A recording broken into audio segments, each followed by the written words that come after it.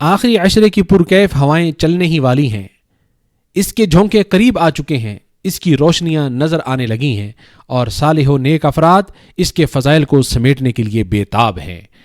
جب انسان اپنے دل کی سیر کرتا ہے، اپنے یاد ماضی کو تازہ کرتا ہے، گزشتہ ایام پر غور و فکر کرتا ہے، اور اپنی کمزوری، کوتاہی، لاپرواہی، گناہوں اور کمیوں کو یاد کرتا ہے، تو اس موسم میں بے اختیار اپنی ہمت و حوصلے کو بلند کرتا ہے، اپنے دل کے عزم و ارادے کی تجدید کرتا ہے، اپنی نیند سے بیدار ہو جاتا ہے، اور اپنی گردن سے سستی و کاہلی کے لباس کو اتار پھینکتا ہے، تاکہ جو اس سے چھوٹ چکا ہے اس کا تدارک کر سکے، اور جو آنے والا ہے اس سے فائدہ اٹھا سکے۔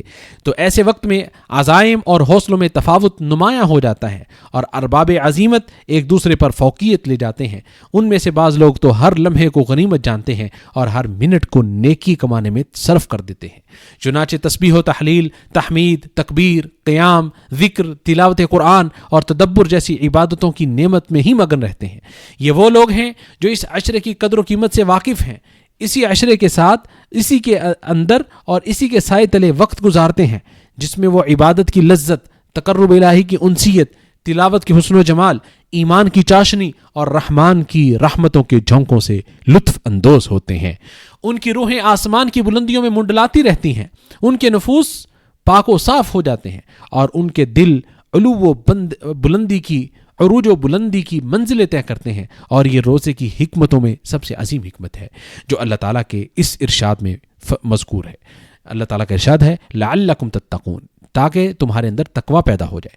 ان 10 دنوں کی ساعتیں بہت محدود ہیں، لمحات گنے چنے ہیں، یہ گھڑیاں بہت جلد گزر جانے والی ہیں، اور یہ ایام آنگ جھپکتے ہی رخصت ہو جانے والے ہیں۔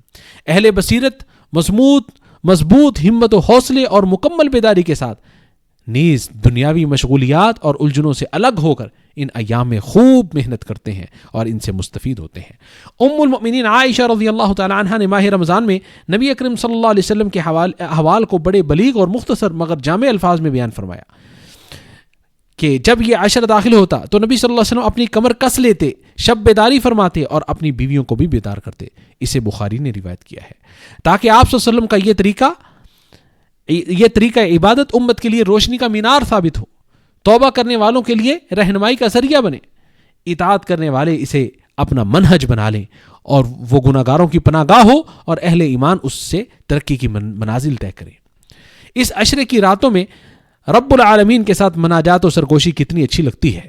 بندہ اپنے مالک و مولا کے ساتھ خلوت اختیار کرتا ہے، اپنے رنج و علم، غم، حزن و ملال کا اظہار کرتا ہے، اپنی شکایتیں پیش کرتا ہے، اپنے خالق کے سامنے اپنی آرزوئیں اور امیدیں رکھتا ہے، اپنے گناہوں کا اعتراف کرتا ہے، اپنی خطاؤں کا اقرار کرتا ہے، اپنی توبہ کا اعلان کرتا ہے، اپنے آنسو خوب بہاتا ہے، اپنے دل کی خشیت، امید اور عاجزی و انکساری سے اپنے دل کو آباد کرتا ہے، اور اپنے رب سے گڑ گڑاتے ہوئے خفیہ انداز میں دعائیں کرتا ہے۔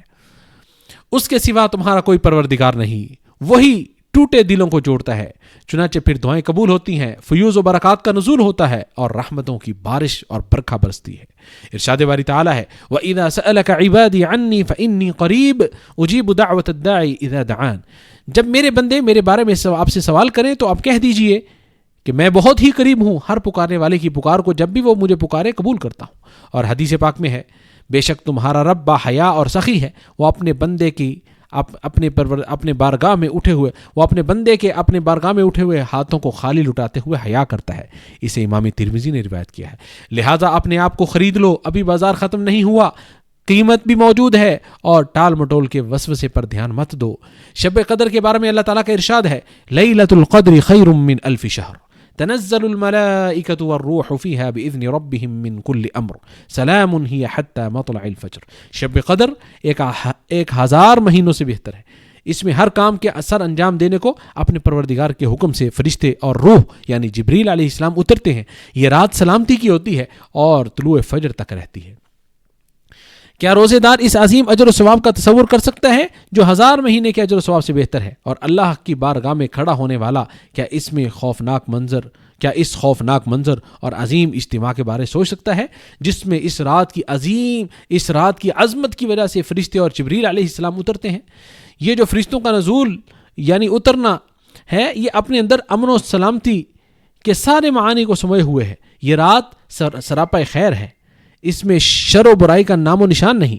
یہ آفت و بلا سے محفوظ ہے اور طلوع فجر تک خیر و بھلائی تک اترتی ہے، اور طلوع فجر تک خیر و بھلائی اس میں اترتی رہتی ہے، اور مسجدوں میں عبادت کرنے والوں پر فرشتے سلام بھیجتے رہتے ہیں۔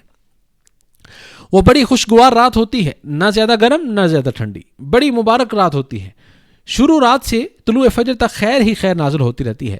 یہ اللہ تعالیٰ کے اولیاء اور اطاعت گزاروں کے لیے سلامتی کی رات ہوتی ہے۔ پوری رات دائمی سلامتی اور سرمدی امن و امان سے معمور ہوتی ہے، جس سے ہر مومن بہرہور ہوتا ہے۔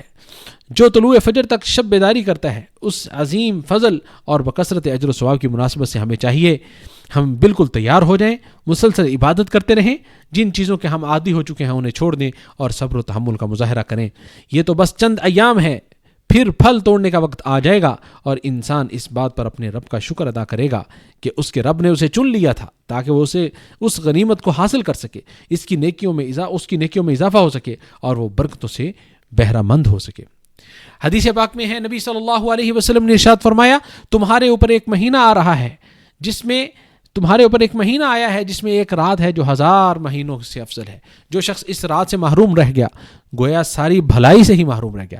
اسے ابن ماجہ نے روایت کیا ہے۔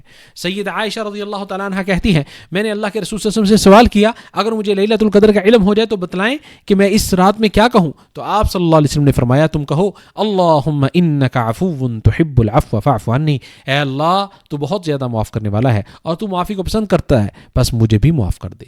اسے ترمذی، نسائی، ابن ماجہ اور احمد نے روایت کیا ہے، اور یہ الفاظ احمد کے ہیں۔ اللہ سبحانہ و تعالیٰ معاف کرنے والا ہے، معافی کو پسند کرتا ہے، وہ ہمیشہ سے عفو و درگزر کی وجہ سے معروف ہے اور اپنے بندوں کے گناہوں کو بخشنے کی صفت سے متصف ہے۔ پھر جب ایک مسلمان اسے پکارتا ہے کہ اے اللہ تو مجھے معاف کر دے، تو اس کی معافی کے کیا ہی کہنے۔ جب اللہ تعالیٰ کی بخشش آپ کو نصیب ہو جائے تو وہ آپ کو سعادت مند بنا دے گا، آپ کو حیران و ششدر کر دے گا، آپ کے جسم، دل اور روح کو پاک و صاف کر دے گا اور آپ سے راضی ہو جائے گا اور آپ کو خوش کر دے گا۔ جب صدق کے دل سے زبان پر یہ دعا جاری و ساری رہے، یہ کلمات ندامت اور توبہ و انابت کی حالت میں آسمان کی طرف بلند ہو، فرشتوں کے نزول اور لیلۃ القدر کے انوار بھی ساتھ شامل ہو جائیں، تو یہ ایک ایسی نعمت ہوگی جس کا کوئی بدل نہیں ہے، ایسا فضل ہوگا جس کا کوئی مقابلہ ہی نہیں ہے، اور ایسی سعادت کہ جو ناقابل بیان ہے۔ اللہ تعالیٰ کے عفو و درگزر سے مراد یہ ہے کہ اللہ تعالیٰ گناہوں کو بخش دیتا ہے، گناہوں سے درگزر کر دیتا ہے، خطائیں معاف کر دیتا ہے، ان پر پردہ پوشی کرتا ہے، معصیتوں کو مٹا دیتا ہے، نیکیوں کو دوگنا کر دیتا ہے، بلکہ گناہوں کو نیکیوں میں تبدیل کر دیتا ہے، جیسا کہ ارشاد باری تعالیٰ ہے الا من تاب وآمن وعمل عملا صالحا فاولئک یبدل اللہ سیئاتہم حسنات وکان اللہ غفورا رحیما۔ مگر جو شخص توبہ کرے گا اور ایمان لے آئے گا اور نیک اعمال کرے گا تو اللہ تعالیٰ اس کے گناہوں کو نیکیوں سے بدل دے گا، اور اللہ تعالیٰ بڑا معاف کرنے والا، بے حد مہربان ہے۔ اور حدیث پاک میں ہے، اللہ تعالیٰ مومن کو اپنے نزدیک بلا لے گا اور اسے اپنے پہلو میں لے گا اور اسے چھپا لے گا۔ اللہ تعالیٰ اس سے فرمائے گا، کیا تجھے فلاں گناہ یاد ہے، فلاں گناہ یاد ہے؟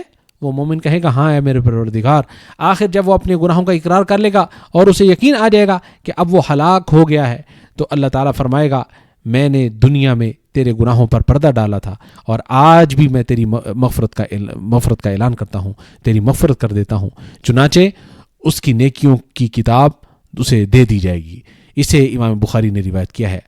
اللہ تعالیٰ کے کمال عفو و درگزر کا عالم یہ ہے کہ بندہ اپنے نفس پر جس قدر بھی زیادتی کر لے، پھر اس کی طرف توبہ کرتے ہوئے رجوع کر لے تو وہ اس کے تمام جرائم کو معاف کر دیتا ہے، جیسا کہ ارشاد باری تعالیٰ ہے، قُلْ يَا عِبَادِيَ الَّذِينَ أَسْرَفُوا عَلَىٰ أَنفُسِهِمْ لَا تَقْنَطُوا مِن رَحْمَةِ اللَّهِ إِنَّ اللَّهَ يَغْفِرُ الذُّنُوبَ جَمِيعًا إِنَّهُ هُوَ الْغَفُورُ الرَّحِيمُ۔ کہہ دیجئے اے میرے بندو، جنہوں نے اپنی جان پر زیادتی کی، اللہ کی رحمت سے نا امید نہ ہو جاؤ، بے شک اللہ تعالیٰ سب کے گناہ بخش دیتا ہے، بے شک وہی تو بے حد بخشنے والا، نہایت رحم کرنے والا ہے۔